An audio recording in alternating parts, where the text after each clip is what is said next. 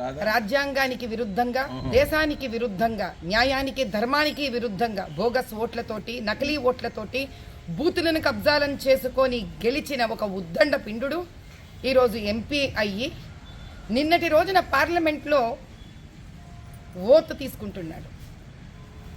ఆ సమయంలో జై బోలో భారత్ మాతాకి అనవలసిన ఆ వ్యక్తి నోటి నుంచి జై పాలస్తీన్ అనే మాట వినిపించడం మరి దేశానికే దౌర్భాగ్యం. ఇది అటువంటి వాళ్ళని పోషిస్తున్నందుకు మనం మళ్ళీ మనను ప్రశ్నించుకోవాలా అనే సందిగ్ధంలో ఈరోజు భారతదేశమంతా ఉంది.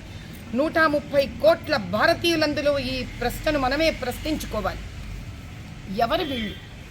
రజాకార్లమంటూ రజాకార్ల ఉద్యమంలో నుంచి వారిని చంపి ఆ రక్తం నుంచి బయటికి వెలువడిన ఎంఐఎం పార్టీని తన సొంతం చేసుకొని కైవసం చేసుకొని గత 40 నుంచి 50 ఏళ్ల నుంచి పరివారమంతా ఇక్కడ పరిపాలన చేస్తోంది తెలంగాణ రాష్ట్రంలో.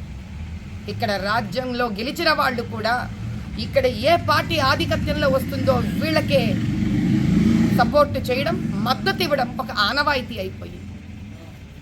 చిటిక వేస్తాడు తమ్ముడు 15 నిమిషాలలో ఖబర్దార్ చూసుకోండి దేశాన్ని శ్మశానంగా మారుస్తామంటారు. మరొక్కసారి అన్న అంటాడు నేను ఆపాను కాబట్టి ఆగుతున్నాడు, లేకపోతే ఏం చేస్తాడో చూసుకోండి అని. ఏం చేస్తారు వీళ్ళు? ఏం చెయ్యాలని నిర్ణయించుకున్నారు వీళ్ళు? ఎవరికి చూపిస్తున్నారు వీళ్ళు తమ విశ్వాసాన్ని? భారతదేశానికి విరుద్ధంగా జై పాలస్తీన్ అన్నప్పుడు ఏంటి వీళ్ళ మనో ఉద్దేశం? ఏంటి వీళ్ళ వ్యక్తిత్వం?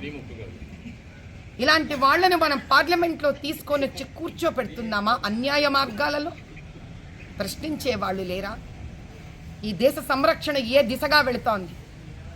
130 కోట్ల మంది జనాభాలకు మధ్యలో ఇలాంటి వాళ్ళు మన మధ్యలో ఉండడమే కాకుండా ఏదో మార్గంలో అన్యాయమో అక్రమ మార్గాలలో వాళ్ళ సీట్లను కైవసం చేసుకొని వచ్చి పార్లమెంటులో కూర్చుంటే ఆ పార్లమెంటుకి సంరక్షణ ఏది? సురక్షితంగా ఎలా ఉంటుంది? కొంపదీసి వీళ్ళ హమాస్కి పనిచేస్తారా? హమాస్ ఆశయాలను భారతదేశంలో నిర్వర్తించడానికో వాళ్ళను సంతోష పెట్టడానికో ఉన్నారా? ఏ దేశంలో అయినా పుట్టినవాడు మాతృభాషని, మాతృభూమిని, మాతృకర్మని పాటించి అదే తన జీవిత లక్ష్యంగా అనుకుంటాడు, ప్రత్యేకించి ప్రజలు ఎన్నుకున్నవాడు. కానీ వీళ్ళ ఉద్దేశం అలా లేదు. వీళ్ళు ఎప్పుడు పేరు, ప్రఖ్యాతి, డబ్బులు అన్యాయ మార్గంలో స్వార్థం కోసం సంపాదించాలని ఒక వికృతమైన రూపం కలిగిన వ్యక్తులు వీళ్ళు. భగవత్నామం తీసుకొని అల్లా అనే పేరు చెప్పి జై పాలస్తీన్ అన్నాడంటే ఇతని మనసులో నుంచి ఉద్దేశపూర్వకంగా మనసావాచా కర్మణ వచ్చిన మాటలు ఇవి. నేషనల్ సెక్యూరిటీ కౌన్సిల్ వాళ్ళని నేను ప్రాధేయపడుతున్నాను, కూర్చోపెట్టండి, ఈ వ్యక్తిని ప్రశ్నించండి, వాడి ఉద్దేశం ఏంటో, అతను ఎందుకన్నాడు ఈ మాట, దాని వెనకాల ఎంత పెద్ద కుట్ర ఉంది, ఈ దేశానికి ఏ అన్యాయము జరగబోతోంది.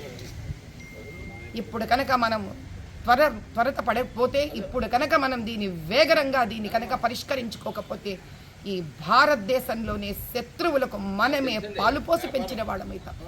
జై బోలో భారత్ మాతాకి జై.